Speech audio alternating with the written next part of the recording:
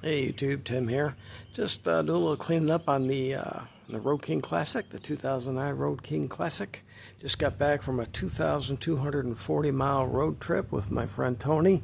I'd like to give a shout out to my friend Tony. One of these days I'm going to get him and interview him and show you a couple of his bikes. He's got some awesome motorcycles, but he took his 2010 Ultra Limited, and I took my Road King. His 2010 Ultra Limited has a 103 in it, and it is somewhat modified and built, and that bike runs like a scared rabbit. It's real tough for me to keep up with him. He just pulls away from me. My bike is bone stock.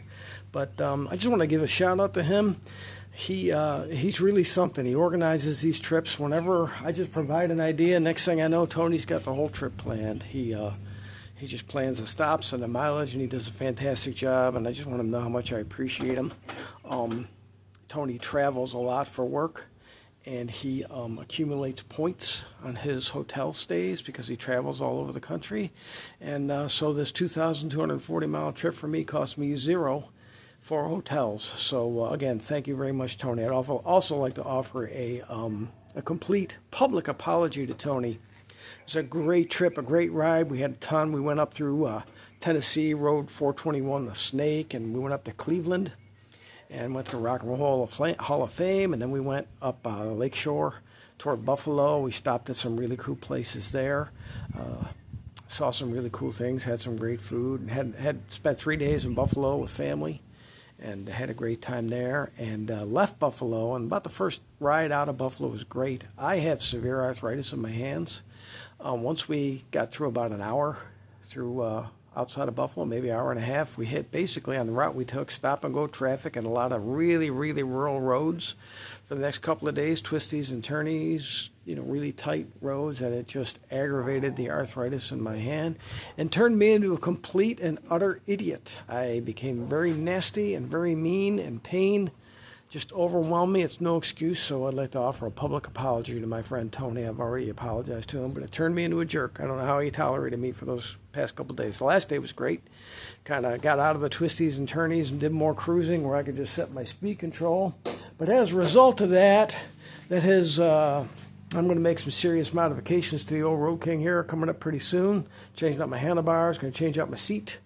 I'm going to try to make this bike a little bit more comfortable.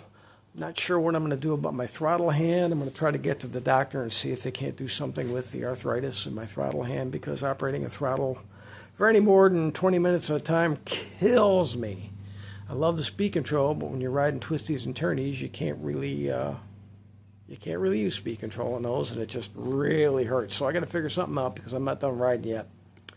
Hopefully Tony will ride with me again. If not, I understand why, but I love him. And hope he forgives me. Anyway, I just wanted to do a quick post-trip review. I had did some work on a bike before I left, and I put a alloy arc cush drive in my rear pulley, and this was 2,240 miles, and the bike is in neutral, sitting on the ground, and I just wanted to show there is zero play in that cush drive right now. So, the cush drive held up. I will say that it is way more firm than the Drag Specialties, what basically appeared to be a rubber cush drive. And that translates into, if you lug the motor up a hill at all, it transfers into power pulse vibrations being felt throughout the bike.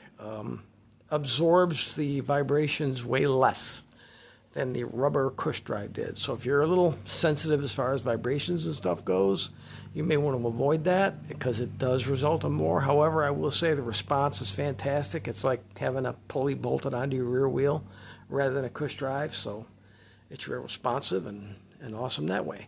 Any of you guys watch my channel, you know I replaced my front wheel bearings.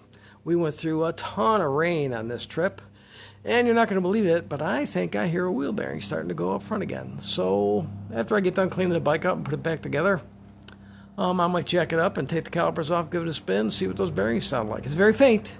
It's hard to hear. Maybe it was just me, being super cautious because of the noise I had before. But we'll check it out and report on that later. But anyway, just wanted to do a quick update on the alloy arc cush drive. For me, I like it. Yes, it does transfer more vibration, but the throttle response is fantastic. and I absolutely love it. So I'm going to get back to cleaning my bike, putting it back together. We'll update on the changes that we make as we go. Got to do something to change my seating posture on this bike, and we'll do that. We'll record that and document that as we go. All right. Y'all have a good day.